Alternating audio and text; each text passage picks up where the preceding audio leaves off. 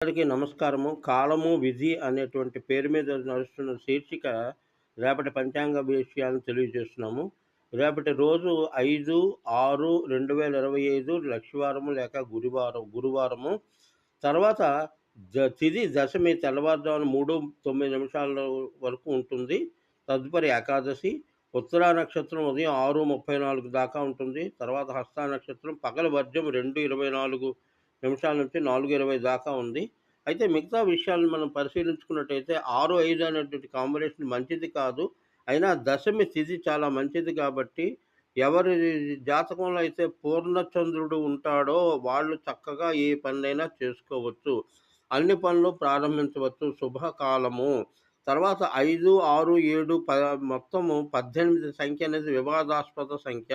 మహాభారత సంఖ్య, గీత సంఖ్య. అయితే ఈ 18 అనేది వెల్ డిసిప్లిన్